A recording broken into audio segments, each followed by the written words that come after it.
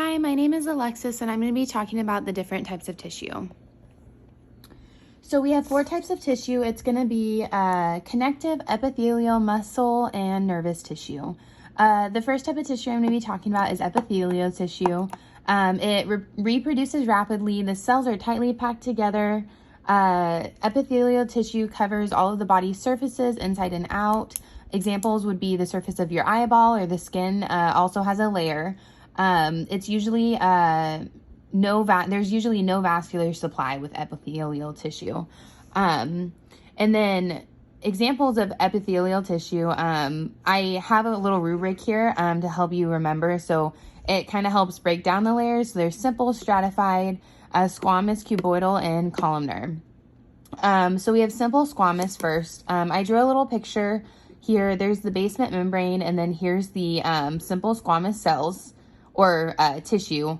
And simple squamous is a single flat layer. It is flat and thin. It diffuses, and there's diffusion and filtration that happens in it. And it happens in the air sacs of the lungs and walls of the capillaries. Moving on, we have simple cuboidal, and they're cube-shaped, single square or cube-shaped cells. And they are used for secretion and absorption. It also has a basement membrane. They're found in the kidneys, tubule ducts, and coverings of the ovaries. Moving on, we have simple columnar. I drew them here. It does look like a column. It's a single layer of column-shaped cells. They're used for secretion and absorption. They're found in the digestive tract and the uterus. They also can contain goblet cells and secrete mucus. And then moving down here, we have stratified squamous, and that is a multiple layer of flat cells. They're for protection. They're found outside of the skin and inside the mouth, anywhere a lot of friction happens. And here's a picture. And then moving on, we have pseudostratified columnar.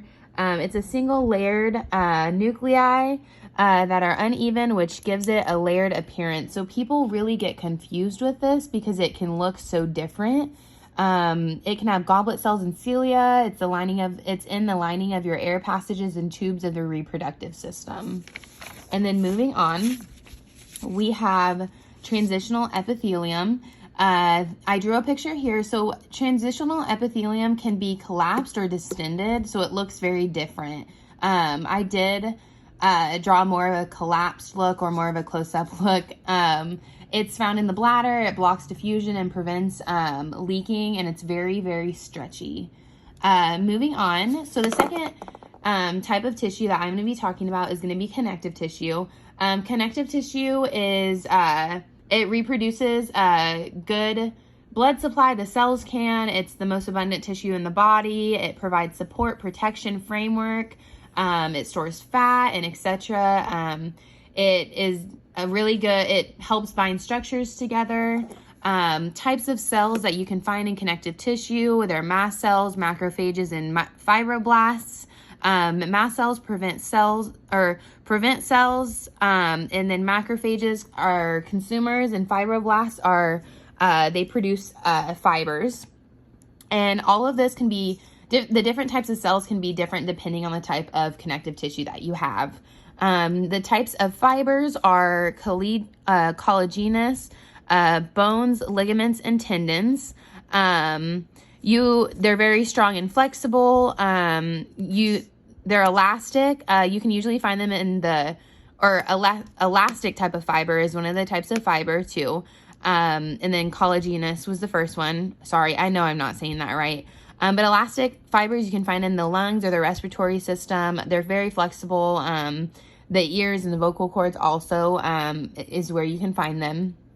Moving down here, type of connective tissue that we have is loose fibrous connective tissue and or the areola tissue.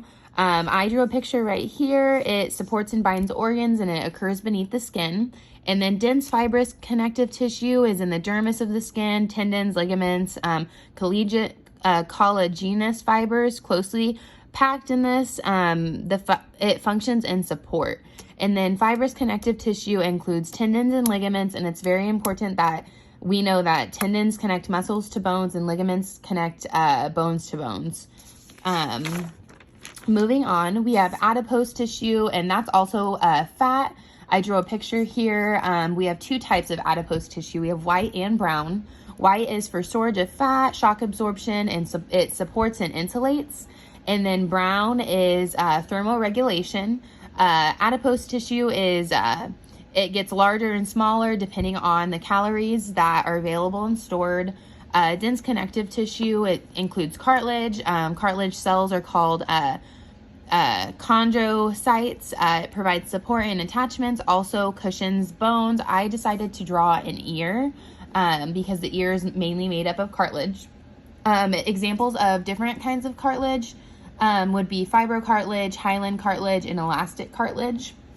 And then we also have bone tissue as an example too, and I tried to draw the best I could. And then we also have blood tissue. Moving on to muscle tissue, we have three types. We have cardiac, skeletal, and we have smooth. So cardiac actually has striations. And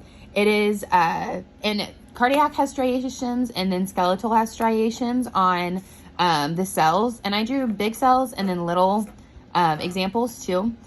Smooth muscle does not have striations or stripes. Cardiac muscle is found in the heart. It is a slow system. It can make it fast if it needs to. It's also involuntary. Skeletal muscle is voluntary. It has striations, like I said. It's found in the muscles attached to the skeleton that help move the skeleton. Smooth muscle, it's found in hollow organs, including the digestive tract and circulatory system. That would be like your arteries and your veins. There's no striations, and smooth muscle cells are usually spindle-shaped, kind of. And I drew examples over here of kind of what they would look like individually, and then a smaller version of all together. Moving on, neurons are cells that transfer stimuli to other cells as that's different than neuroglial. Sorry, I can't say that right.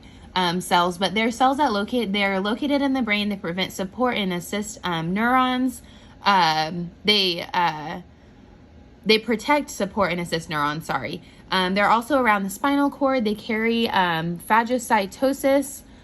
They help connect neurons to blood vessels, and so the point of neuroglial cells is they're pretty much called support cells. So they do not conduct electrical impulses, and so they do that so then they support the neurons conduct as many electrical impulses as it can.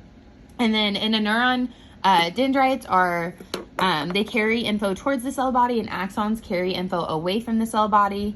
And then I did draw a neuron over here. There's dendrites right here. The soma is right here. The neurological cells or neuroglial cells there's two on each side, one over here and one over here.